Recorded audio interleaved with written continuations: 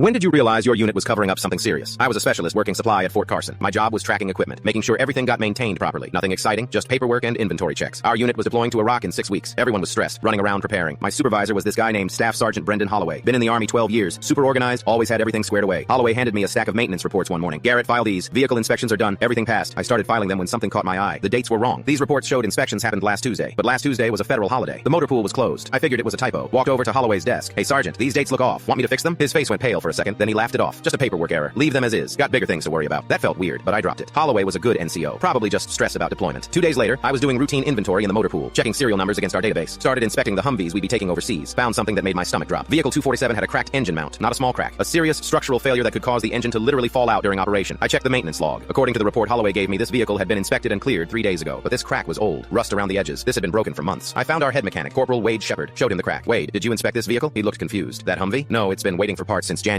Why? I showed him the maintenance report with his signature on it. His face went white. I didn't sign this. That's not even my handwriting. My heart started racing. Someone had forged inspection reports. And if they did it for one vehicle, how many others? I spent the next 4 hours quietly checking every vehicle on the deployment list. Found 8 more with serious problems. Faulty brakes, worn steering components, transmission issues. All of them had fake inspection reports saying they passed. Wade pulled me aside. Garrett, you need to report this. These vehicles aren't safe. I went straight to Holloway's office. Sergeant, we have a problem. Half our deployment vehicles failed inspection, but someone signed off anyway. Holloway's friendly demeanor vanished. Drop it, Garrett. Those vehicles are fine. They're not fine. They're dangerous. Who forged these reports? He stood up, got right in my face. Listen carefully. The colonel wants this deployment on schedule. No delays, no excuses. Those vehicles will be fixed before we leave. But the reports say they're already fixed. They will be fixed, he repeated slowly. The paperwork just got filed early. That's all. That's when I understood. Holloway had signed off on vehicles that weren't ready because the colonel was pressuring him to meet deadlines. Now he was trying to rush repairs and hope nobody noticed the forged documents. What if they don't get fixed in time? I asked. They will, he said firmly. Now get back to work and forget about this. I couldn't forget about it. These vehicles were going to Iraq. If something failed in combat, people could die. That night I made copies of everything. The fake reports, the real inspection logs, photographs of the damage. Put it all in a folder. Next morning, I requested a meeting with the battalion commander, Lieutenant Colonel Russell Kemp. Holloway tried to block it, but I went over his head. Showed Colonel Kemp everything. He listened quietly, face getting redder by the minute. When I finished, he picked up his phone. Get Holloway in here, now. Holloway arrived 5 minutes later, saw me with the colonel, and knew exactly what happened. Colonel Kemp didn't yell, just spoke very quietly. Sergeant Holloway, you falsified government documents and endangered the lives of soldiers under your command. Explain yourself. Holloway tried to justify it. Said he was under pressure to meet deployment timelines, that he planned to fix everything before we left, that it was just paperwork getting ahead of reality. Colonel Kemp cut him off. You committed fraud. You put soldiers at risk to make your reports look good. You're relieved of duty, effective immediately. Holloway got court-martialed. Lost his rank, got 6 months in military prison, dishonorable discharge. His whole career gone. The deployment got delayed 3 weeks while every single vehicle got properly inspected and repaired. Some soldiers grumbled about the delay, but most were relieved when they learned why. Wade came up to me after everything settled. You saved lives, Garrett. Those vehicles would have killed someone in theater. Colonel Kemp called me into his office a week later. Specialist Garrett, what you did took courage. Most soldiers would have kept quiet. I'm putting you in for a promotion. I made sergeant 4 months later. Got assigned to work directly with the colonel on logistics oversight. He wanted someone who'd actually enforce standards. The crazy part? After Holloway got relieved, we found he'd been doing this for over a year. Dozens of fake reports. Hundreds of pieces of equipment signed off without proper inspection. All because he was trying to look good for promotion boards. We got lucky nobody died before I caught it. Some cover-ups end in disaster. This one just ended one guy's career instead of ending lives.